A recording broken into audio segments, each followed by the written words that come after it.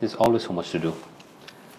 Um, I I don't know. Maybe someday I'll complete my to-do list or not. I don't know. But there's always more to do that can be done, and because of which we are focused to prioritize our work.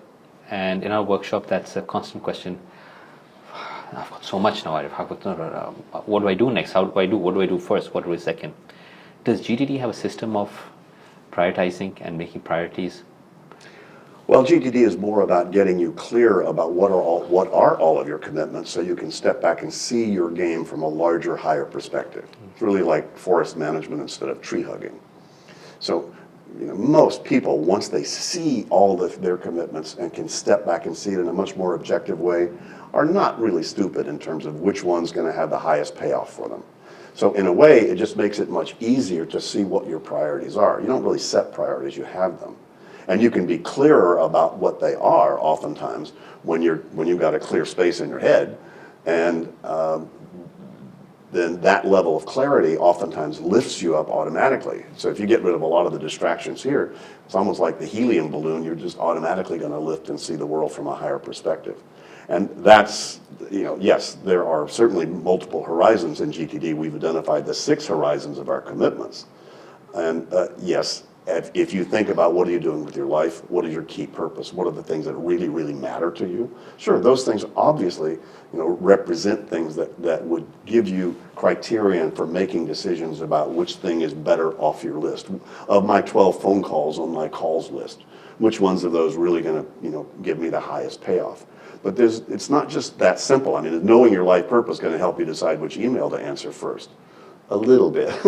You're probably going to need to step it down to, well, what's your vision of your purpose being fulfilled successfully? And by the way, what do you think you need to accomplish in the next year or two to make your vision happen? And oh, by the way, what are the things that you need to manage and maintain so that you've got health and balance in your enterprise personally or in your organization? And oh, by the way, what are all the things you need to finish to make sure all that moves forward? And oh, by the way, what are the next actions you need to take across any of that spectrum?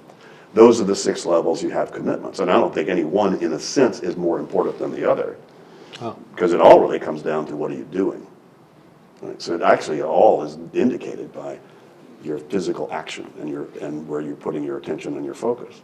So that is the most mundane level, and yet the degree to which you're clear about those different levels inside of you. But we found what's perhaps unique about our approach is we tend to start with where people are instead of where you should be. Because if you don't have where you are, both very conscious and objective and under control, and you try to add more into that, good luck. So we've found that, and that was a big enlightening aha I had in my own life.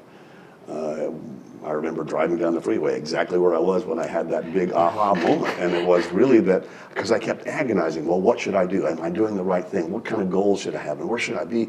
And there was just this still small voice inside of me that said, David, you have created so much in not only this life, but a gazillion before this. You don't have to worry about what to create. All you got to do is finish what's in front of you with as much excellence as you can and complete it. And the next thing will automatically show up.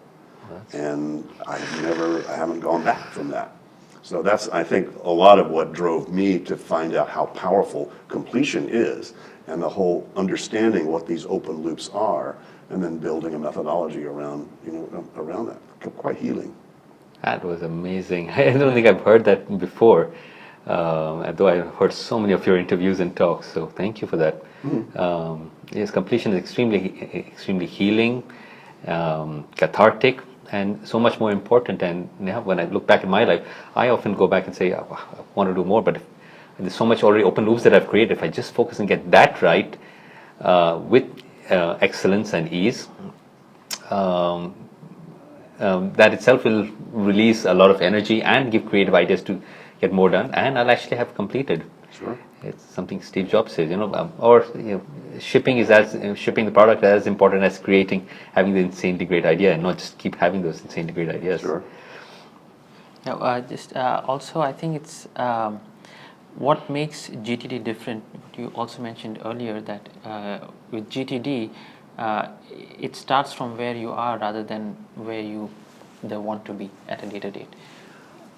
Well, where you are may include what you want to be. So it's a funny kind of paradox there that starting with where you are, you need to acknowledge some goal you have or some desires you have or some your own intentions. That's as much of your current reality and where you are. So, if I were to coach you or anybody and I said, so what's most on your mind? And say, where I want to be 5 years from now. I say, great. So let's deal with that. So it's not about giving up goals. It's not about not having aspirations or intentions. I think we are an intentional being. I think we're teleological. I think we're here to do something. We're here to be involved, engaged, if nothing else, to expand and express ourselves. And so I don't think you can stop doing that. Yeah. So we're constantly in a creative teleological mode, if you will. And so understanding what that is, what are the components of that, and getting sort of in the driver's seat with that may very well include, aspirational big goals, and it may not. A lot of people it's inappropriate for them to set goals because they need 6 more months of maturing their thought process about some things before they're going to pick the appropriate goal for themselves. They need to clean the dishes. A question that we often get in our seminars, and this is a struggle that I face myself.